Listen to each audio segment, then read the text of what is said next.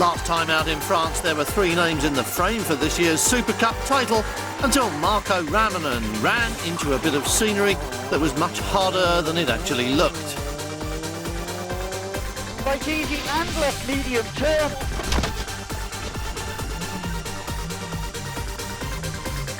The drop score system meant Gary Jennings didn't need to win or take any risks. So he followed Sean Gallagher home to the finish in 2nd place. And that meant that Sean Gallagher and Richard Pashley collected their first win. Okay. You've done it, mate!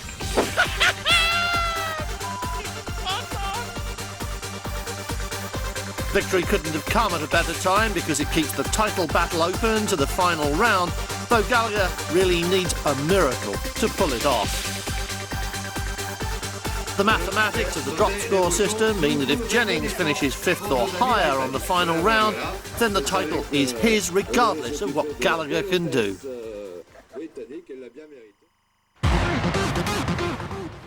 But that means the Tempest could be the hardest round of the year for Gary Jennings, since championship victory requires him to do what he has so far signally failed to achieve anywhere else: drive slowly.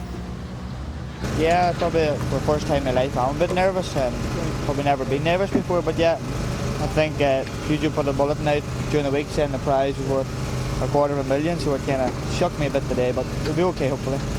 Rory Gallagher has only one option this weekend. He's just got to get his head down and go for it. He needs to win, and he needs Jennings to have problems. Gary's to finish in the top 5 and I have to win, like, so I'm not going to let it worry me. I'm just going to enjoy it. Like, I'm happy. I've secured 2nd. I'm very happy with that. We've got the most points in the bag, and just sadly because of the drop scores, that's why we're lost tonight. Like, but I'm not disappointed. I'm very happy to be here. Out of the title hunt now, Marco Ramanen's best hope is 3rd place in the points. Fair reward for a season in which he knows he's struggled on some events. Well, we need to finish in top 5. Let's say that's the first object, and but it would be always nice to win. Absolutely. And are you pleased to be back on gravel for this event? Yeah, I think so. It's more natural for me, and we've had 2 accidents now on the tarmac, so I prefer gravel. Making a guest appearance is the man who should be managing the Peugeot Super 1600s, but is trying out the Super Cup car and brushing up on his technique in the process. Here's some of my excuses coming out now. 15 years ago since I drove in a rally. I never driven on pace notes. Don't particularly like front-wheel drive cars rallying, and well, that'll do for now. I'll save the others for in case you talk to me again later, but I've got another 7 or 8. Gary Jennings took it steady, really steady, on the opening stages. Just 6 on the schedule today, or rather 3 all repeated. Less than 20 miles of competition in all, and an early 5th place became 4th by the end of the day. Good enough, especially to begin with when Sean Gallagher was 2nd, but then he took the lead just before the first service and held onto it to the last, though the margin was small. 14, long 3 rights and open 5 left. 3 right, open 5 left. 100 over small crest. 2 rights, opens over small crest, 60 turn, opens square left. Marco Ramanen was delighted to be back on gravel and grabbed the lead on the first 2 stages of the morning, and then promptly lost it again on the 3rd one of the day. This is square right at 200.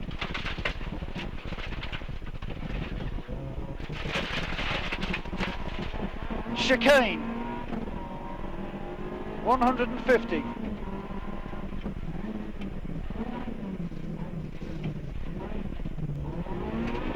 Turn hairpin left. Chris Moore was 4th at the time, and now he was quicker than the struggling Ramanen, beginning to close in as the day progressed. Finding it all a bit slippery to begin with, Gareth McHale got into it a bit more as the day went on, and he was holding position without too many dramas. But it's all relative in this series. Richard Sykes was enjoying his day as well, also with no dramas, or so he said, except for a spin that seemed to last a very long time. Impressive, on his first 2 rallies, Dave Wright was doing it again. Second place, although he felt that by the time he got to some of the stages, they were quite badly cut up. Just behind him on the road, George Philippides was dropping behind the top 5 on the leaderboard, but having fun. With suspension adjustments in place, local boy Trevor Martin attacked the 3 stages harder on the second visit after service and went quicker as a result, although he said it was all getting a bit edgy. 500. Caution, turn hairpin right. Turn hairpin right. So it goes right and then tightens right to hairpin. Right and then right again, 130. Open square left, 40. Mick Linford was having fun, wiped out the chicane, he reported from stage 4, and thought we'd gained a bit, but then found everyone else had done the same thing as well.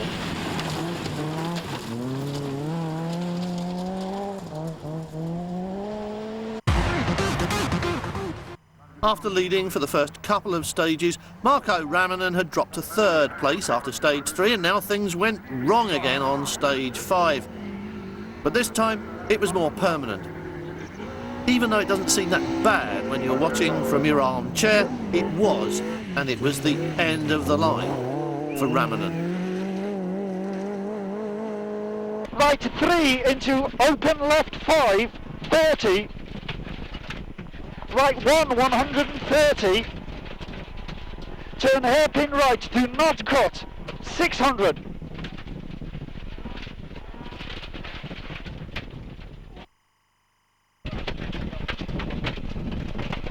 It's dead, is it? I don't understand.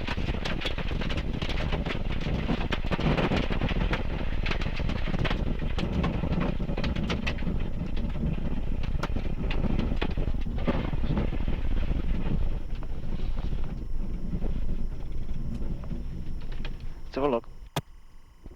Sorry, Ian.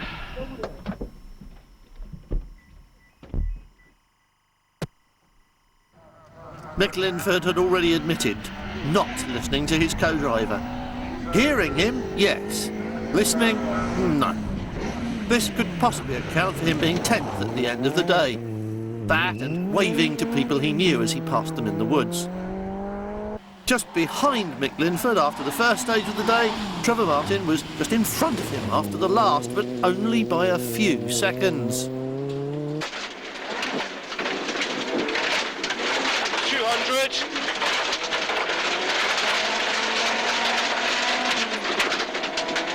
One left, one right. 80, turn square left. Turn square left. 130. George Philippides was 1 place further ahead, and by a useful margin too, just under 20 seconds to the good. 13 more seconds up the leaderboard takes us to 7th spot and Alan Pearson. Car going well, he said, apart from wiper stuck on intermittent and nothing else electric working. In 6th place, Richard Sykes had a 2-second margin. And if it's starting to sound like a close battle, then certainly it is, especially in the second half of the top 10, if you like. Just 8 seconds in front of Sykes was Gareth McHale, in a good 5th place and starting to enjoy his drive on the loose surfaces. But looking ahead at the biggest margin between any 2 drivers in the top 10, the gap that might make the championship difference was the all but 20-second safety net between 5th place Gareth McHale and Gary Jennings in 4th. And in front of Jennings was the smallest gap in the top 10. David Wright in 3rd was just half a second clear at the overnight halt, and that made it look very much as if he had slowed and lost 2nd spot. Second, and really pushing on, Chris Moore was hoping to end his season with a flourish and with a win. But that was a tall order, because the man he was chasing now was a man on a mission. Sean Gallagher knew he couldn't win the title and would only be champion if Gary Jennings lost it. But he could win the rally, and he was trying as hard as anyone could to be on top of the podium. 40, long 3 right and open 5 left. 100 over small crest, 2 right, opens over small crest, 60 turn open 5 left.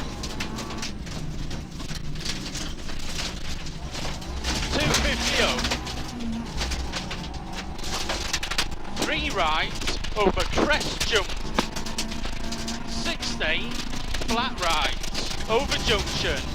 130, middle over junction, into flat left over finish. 150 to stop. Okay. Tyres seem to have played a big part in every rally this year, but this weekend they were holding up quite well in the softer gravel, as was Gary Jennings.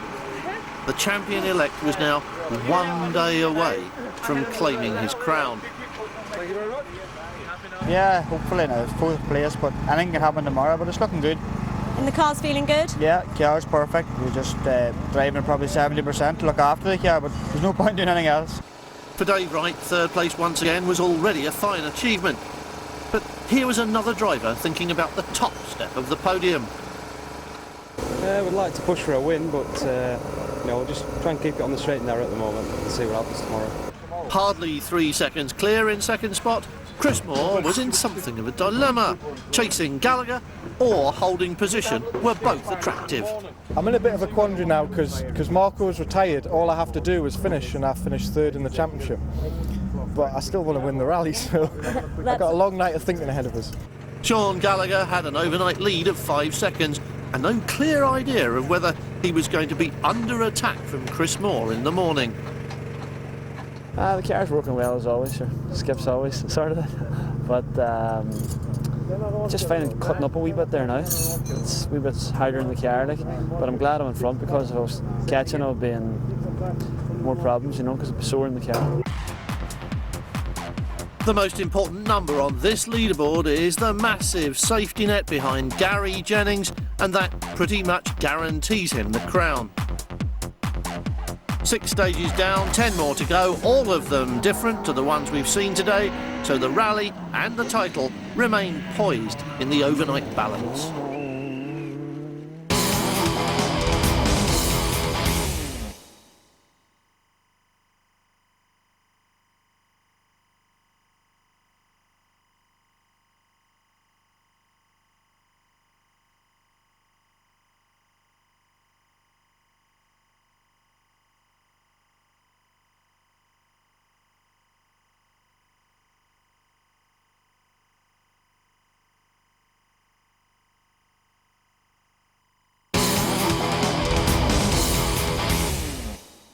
The second day of the Tempest Stages got underway as the south of England was hit by gale force winds.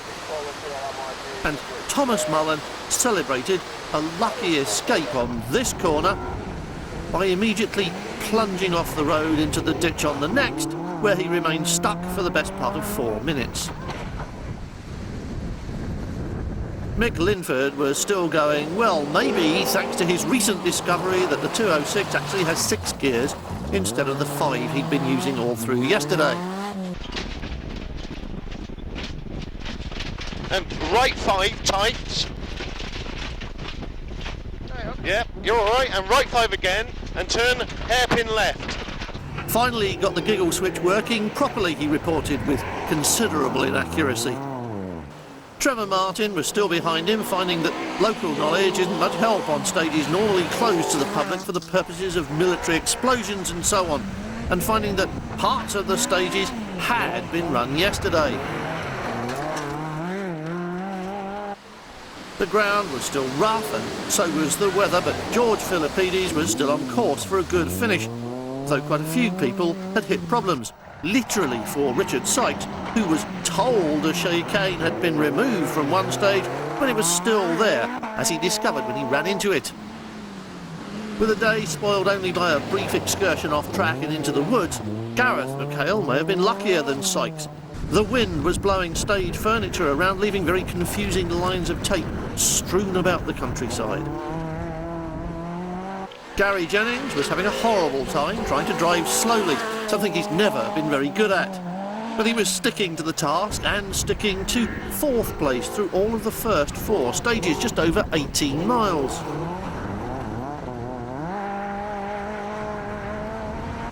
Dave Wright hit a pothole and was pitched through a fence into retirement, bringing this excellent 3rd outing to an unfortunate end. But once again, he showed that he does have the speed. Chris Moore was hanging on, surviving an early morning scare with a railway sleeper that had been blown onto the track or dragged there by an earlier car, and he was still unsure if he wanted to go all out for it or just hold on where he was.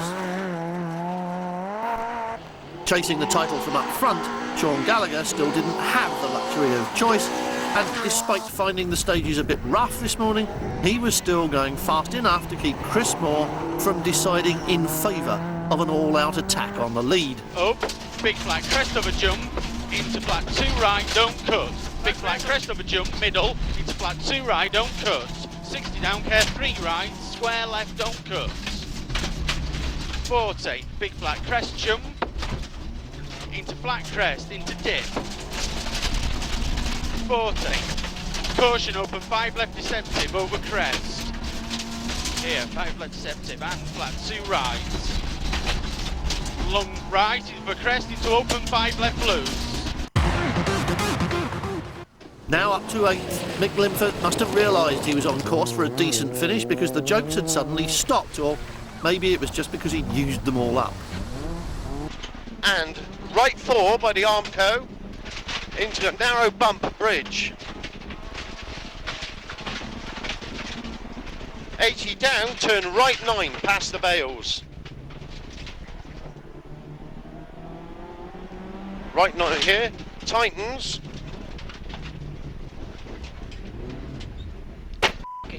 Go on, he'll go. Going into stage 12, Trevor Martin was 24 seconds ahead in 7th spot, and at the end of 14 it was only 3 seconds more. George Philippides was just a few seconds behind Richard Sykes until stage 14, when the gap suddenly shot up from 4 seconds to 26. But he was having problems with the tracking, while it looked as if Sykes was just having problems with the steering. But he was still 4th. And Gary Jennings was 3rd, thanks to the departure of Dave Wright, more than 2 minutes clear of 6th place, so under no pressure at all. Chris Moore was still 2nd, but he was also 24 seconds behind Gallagher with 2 stages left. Less than 10 miles and not much hope of catching him now. If Gallagher made a mistake or had a problem, Moore would inherit the lead in any case. So he wasn't pushing, and the only pressure on Gallagher now came from inside the car. He too had to maintain a pace but not get anything wrong, which is much harder than just going for it. 60 down, turn hairpin left over gravel. Yeah, hairpin left onto gravel. And long 3 right, double core tightens. Slippy continues, and care 4 right past post. 40, care left slippy into 2 right, sudden turn open square right, don't cut. 130. Yeah, got her. This was the final service before those last 2 stages, and Gary Jennings was busy trying to get a kitchen sink into the back of his Peugeot. Yeah, we've been carrying 2 spares all weekend, plus a big bag of tools that a mechanic would nearly want in the workshop, and we're full of fuel all the time. We're carrying far too much weight, but there's no point in chancing anything. And are you actually enjoying it? Yeah, to a certain extent. Really enjoying the quick stuff, and when we come down to the slow stuff, I know we'll have to come back, you know, which is a gear lower, but yeah, happy. Chris Moore had wisely decided that this was a rally he wanted to finish, which makes a change, but he had a good championship result to aim for. Pretty confident. We've got just about a minute ahead of Gary, who's lying in third, and 18 seconds behind Sean. I think I'd be pretty stupid to try and catch him. If things stay how they are, I claim third in the championship, which I didn't expect when I came here, so I'm just going to keep it on the road and just have a good last 10 mile, I think. It was still all nerves round at Sean Gallagher's though. A second win to end the season was now his best reward, but anything can happen in 10 miles. First stage, we were just keeping the pressure on, like, you know, just hanging on there to keep the lead. We've a strong lead now. We've got 18 seconds before winning the last stage, and then we're fastest again. So we're fastest in the last two stages again. Third place was more than Jennings needed or had planned for. In fact, he'd been gifted 2 places as Ramanand and then Wright retired. Otherwise, he would be 5th, which is what he came here for. To right tightens over crossroads, 500. All the way up to the chicane on the crest. 200, there's a hole on the right side. Chicane over crest. And third place in the championship was more than Chris Moore expected from the weekend, but that's fair reward for all the effort that's gone into a season with plenty of high spots. 5, 4, 3, 2, 1, go. 100.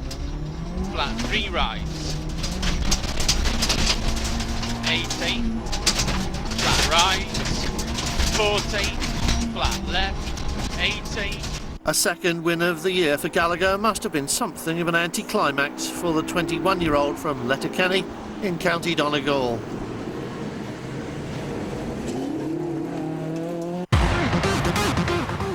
But he'd echoed the kind of season Gary Jennings had last year. Picked at the post for the crown, but still declaring himself as a talented driver with a good future in front of him. The final order confirmed with good results off-screen for Trevor Martin, Mick Linford and a still smiling Thomas Mullen, who finished 11th. Champagne time for Sean Gallagher and Richard Pashley, ending the season with a very on-form flourish. Yeah, absolutely delighted. Over the moon. And no falters on the last 2 stages? No, we just drove it. The pressure didn't really hit us, like, you know. Here's the final points tally, and remember, it's those 2 dropped scores that make the difference at the top, which sounds unfair, but it really isn't. Gary Jennings didn't win today, but he didn't have to win here or last weekend, so he didn't try. That was his reward for working so hard at the very start of the season. Yeah, more relief than anything. There's been so much pressure being put on me all year because I was running up last year that I had to perform, and yeah, as you say, the prize is unbelievable. I was doing quarries 2.5 years ago, so it's a big step from a quarry car to something like this, so it's fantastic. I'm very happy now today, very happy this evening, but it's been a very tough year, and this rally has been very, very tense from the word go, and the pressure was on both ourselves and Sean. We had to finish on it to win, and both of us did what we had to do, and we're very, very happy. Next year, these 2 will be driving a Super 1600 as a Peugeot Works crew. That's their big reward, and ours will be watching them to see how they get on and who will be following them as next year's champions.